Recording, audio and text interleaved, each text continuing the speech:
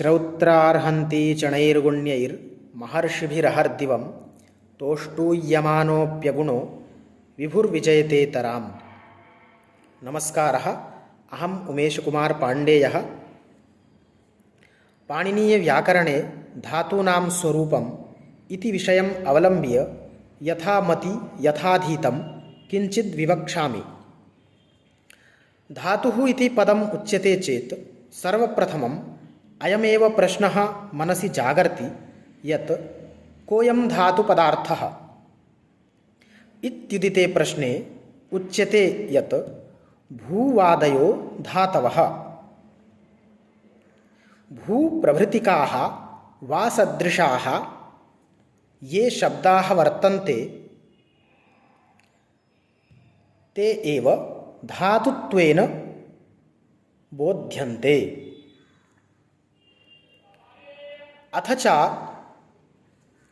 धातूनाम् इतोपि कश्चन प्रकारः वरीवर्ति।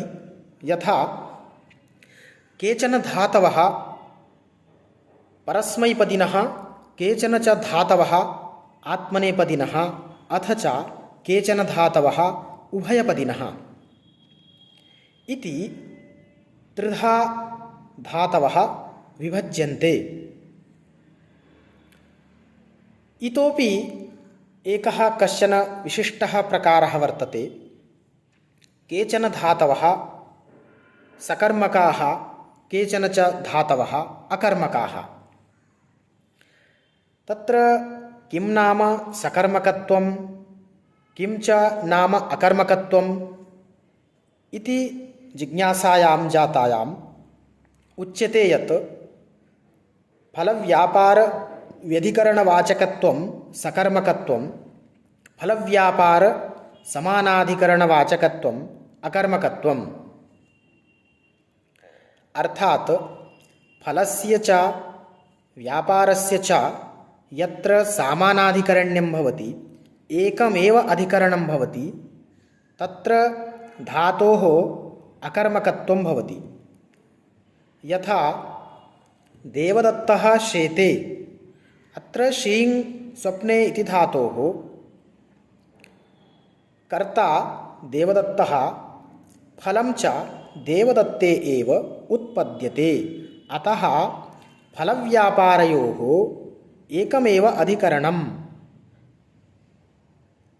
फलं तावत् कर्तृगामी वर्तते, व्यापारश्च कर्तृगामी वर्तते। अतः अस्य धातोः एकाधिकरणत्वात् अकर्मकत्वं सिद्ध्यति। अनेनैव प्रकारेण फलव्यापार व्यधिकरणवाचकत्वं सकर्मकत्वम्।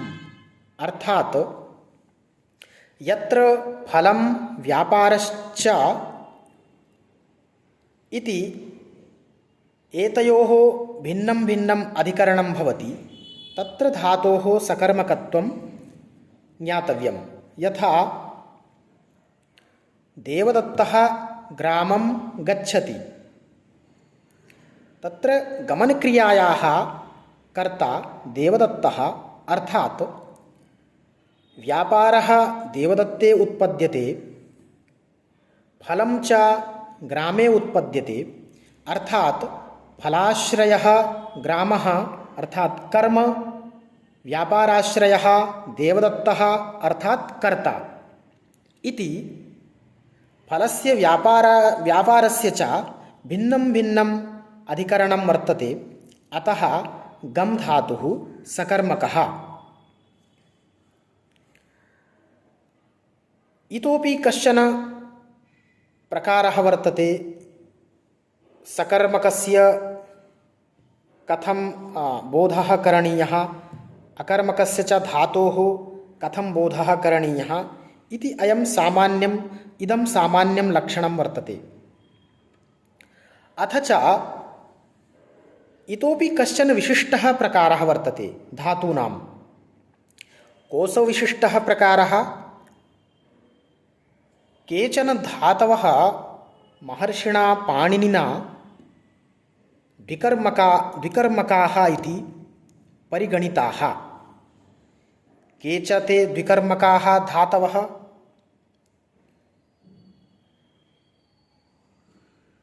इति जिज्ञासायां जातायां प्रोच्यते यत् दुह्याच पचदण्ड रुधिप्रच्छि चिब्रूषासु जिमथमुषां कर्मयुक् स्यादकथितं तथा स्यान्निह्रीकृष्वहाम्। इति दुहादयः द्वादश धातवः, नी इत्यादयः चत्वारः धातवः आहत्य षोडश धातवः द्विकर्मकाः भवन्ति। अर्थात् येषां धातूनां द्वे कर्मणि भवतः ते धातवः द्विकर्मकाः धातवः प्रोच्यन्ते। यथा दुह् इति धातुः वर्तते, एतस्य यदि वाक्यप्रयोगः क्रियते यथा गां दोग्धि पयः, अत्र पयः इति मुख्यं कर्म, गाम् इति गौणं कर्म। अत्र गौणमुख्ययोः भेदत्वेन द्वे कर्मणि अस्य धातोः वर्तेते। अतः एषः धातुः द्विकर्मकः भवति। अनेनैव प्रकारेण निह्रीकृष्वः इत्येते चत्वारः धातवः अपि द्विकर्मकाः भवन्ति। अत्र एषः द्विकर्मकः धातुः वर्तते, एषः द्विकर्मकः धातुः न वर्तते इति भेदः कथं ज्ञायेत चेत् एते षोडश धातवः एव द्विकर्मकाः वर्तन्ते। तत्र इतोपि कश्चन भेदः वर्तते। एतेषां वाच्यपरिवर्तनेपि महान् भेदः वर्तते। यथा सामान्यत्वेन वाक्यप्रयोगः यदा विधीयते गां दोग्धि पयः, अत्र गां दोग्धि पयः एकं मुख्यं कर्म, एकं गौणं कर्म। यदा वाच्यपरिवर्तनं विधीयते तत्र कश्चन प्रश्नः उपतिष्ठते यत् कुत्र प्रथमा विभक्तिः, कुत्र द्वितीया विभक्तिः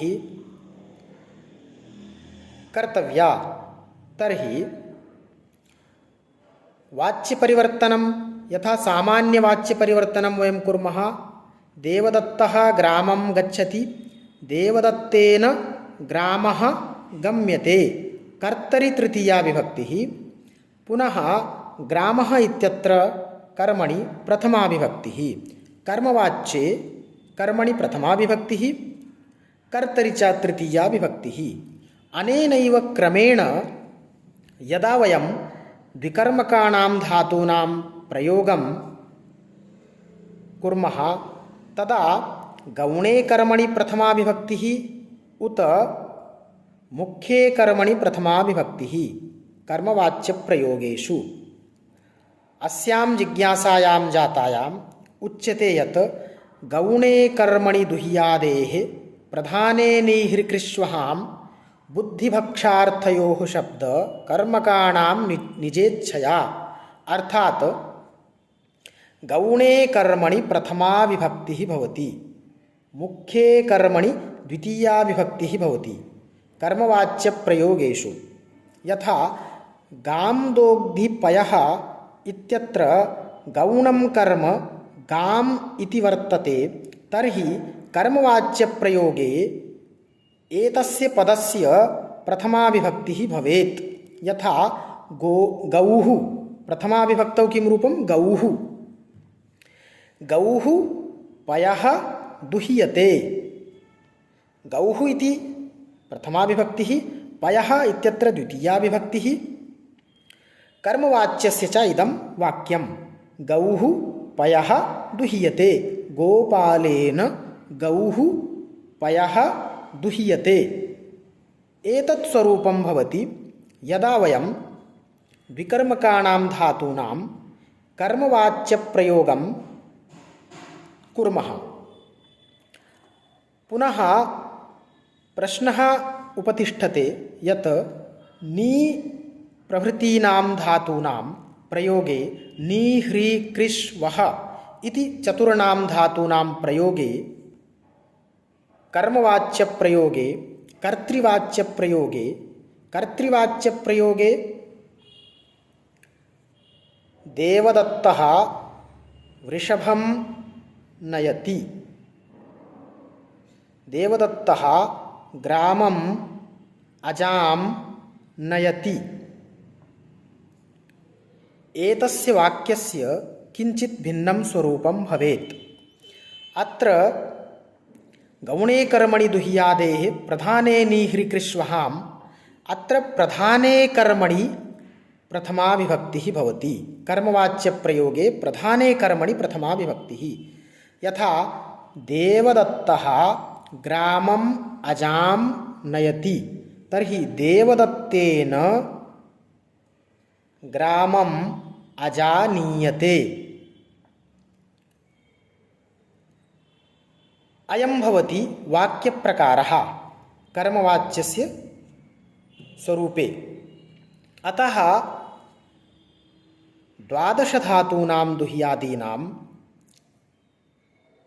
गौणे कर्मणि प्रथमा भवति कर्मवाच्ये, पुनः नी ह्री कृष् वः इति चतुर्णां धातूनां प्रयोगे प्रधाने कर्मणि प्रथमा विभक्तिः भवति कर्मवाच्यप्रयोगे। कर्तृवाच्यस्य स्वरूपं तु वयं जानीमः एव। इति अयं वर्तते धातूनां प्रकारः।